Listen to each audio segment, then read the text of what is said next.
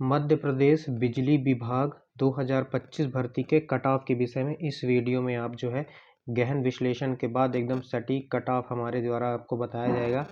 अगर आप ये इसका इतना स्कोर करते हैं तो आप बिल्कुल सेफ दायरे में आ सकते हैं। तो बहुत बहुत स्वागत है आपका study with Sanju YouTube channel में। चैनल को सब्सक्राइब करके सपोर्ट जरूर करेंगे। तो आपके जो पेपर हैं वो 20 तारीख से शुरू होकर और 30 तारीख के बीच में आपके पेपर जो है चले हुए हैं मध्य प्रदेश बिजली विभाग भर्ती क्लास 3 और क्लास 4 के लिए। तो बहुत सारे स्टूडेंट का डेटा और एनालाइज करने के बाद हम आपको ये कट ऑफ बता रहे हैं। इसी के इर्द गिर्द आपकी कट ऑफ जो है रहेगी। आज हम बात करेंगे ऑफिस असिस्टेंट ग्रेड 3 के कट ऑफ के बारे में। आपको कल एक वीडियो मिलेगी जिसमें हम बात करेंगे स्टोर असिस्टेंट के बारे में, क्योंकि इन्हीं के ज़्यादा जो है स्टूडेंट हमारे पास हैं। Store assistant, fireman, junior stenographer, security guard, इन सब के कट ऑफ के विषय में जो है चर्चा करेंगे। इसके बाद अपन चर्चा करेंगे, एक और वीडियो लाएंगे लाइन अटेंडेंट के लिए, क्योंकि इन्हीं में सबसे ज़्यादा जो है बच्चे बैठे हुए थे, तो उनका जो है थोड़ा कट ऑफ प्रिडिक्ट कर पाना थोड़ा सा आसान है ना। लेकिन ये कट ऑफ हमारा एक अनुमान है, आप चाहे तो माने चाहे तो ना माने, ठीक है। तो बहुत ही अनुमानित कट ऑफ मैं आपको बताने वाला हूँ। तो ऑफिस असिस्टेंट ग्रेड 3 के लिए आपको मालूम है कि जो है 900 के करीब इसमें वैकेंसी थी, 900 के करीब इसमें वैकेंसी थी किसमें, ऑफिस असिस्टेंट ग्रेड 3 में। और बहुत सारे इसमें जो है फैक्टर्स लागू होते हैं। पिछली बार का कट ऑफ इसमें 71 मार्क्स गया था, 71 या 74 ऐसे ही मार्क्स कट ऑफ था जनरल के लिए। पिछली जो 2018 में वैकेंसी आई थी ऑफिस असिस्टेंट के लिए, इसमें सब उस लेकिन उसमें याद रखिएगा उस वाले में इंग्लिश भी आती थी। तो ये भी फैक्टर जो है प्रत्यक्ष या अप्रत्यक्ष रूप से प्रभावित करेगा आपके कट ऑफ को। इंग्लिश आती थी, उसमें अकाउंटिंग आती थी, अकाउंटिंग आई थी जो कि 20 नंबर की थी। तो 10 नंबर की इंग्लिश और 20 नंबर की अकाउंटिंग, मतलब 30 नंबर। ये जो है बहुत ही टफ पोर्शन था जो कि हट गया है इस बार के सिलेबस में।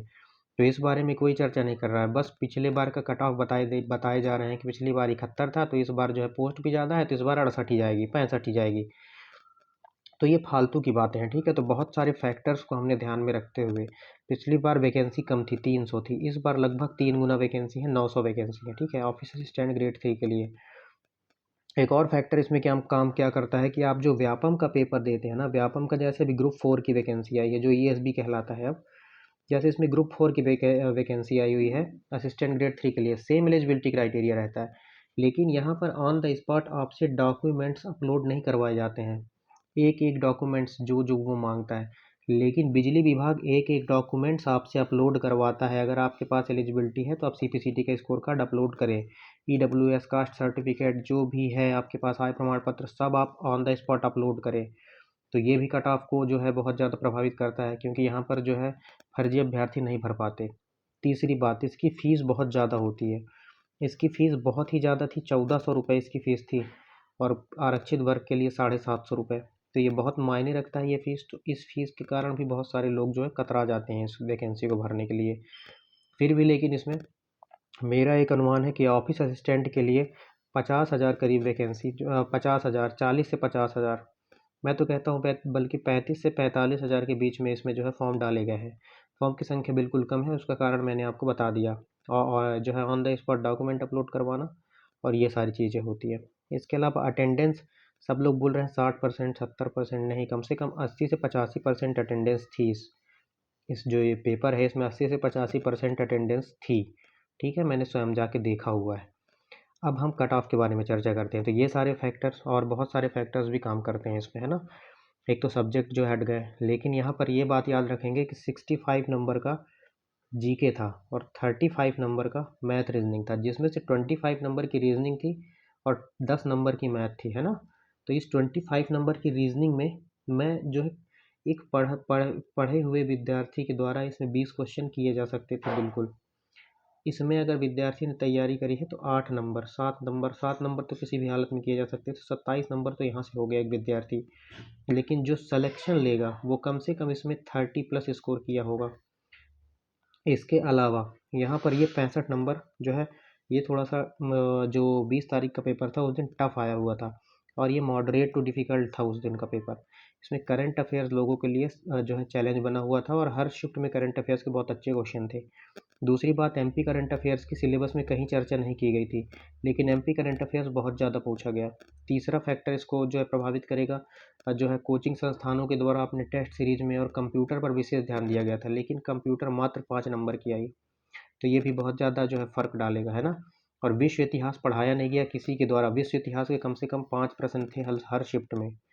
तीसरा फैक्टर इसमें काम करेगा डिजास्टर मैनेजमेंट।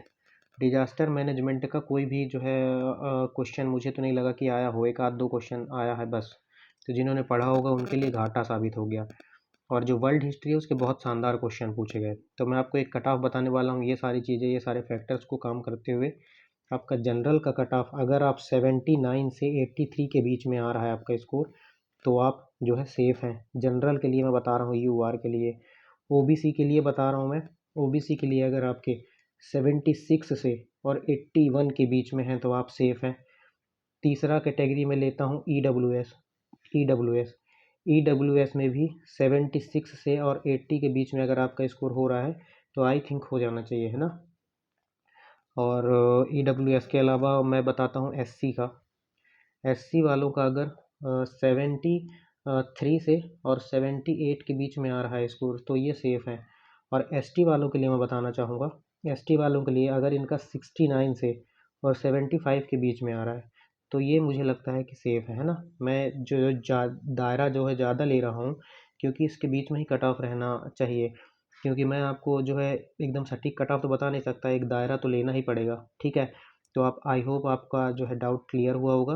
और मैं एक बार फिर बता दूं, अगर कट ऑफ इससे ज़्यादा या इससे कम जाता है तो मेरी गलती नहीं है, ये मेरी सोच है और मैं अपनी सोच आपके ऊपर थोप नहीं रहा हूँ, बस आपको एक आइडिया देने के लिए मैं बता रहा हूँ, ठीक है। आई होप आपको वीडियो समझ में आया होगा। आगे की वीडियो और देखने के लिए और तैयारी करने के लिए हमारे चैनल को सब्सक्राइब करके सपोर्ट कीजिए। मिलते हैं अगले वीडियो में, तब तक के लिए जय हिंद, जय भारत, सभी को ईद मुबारक।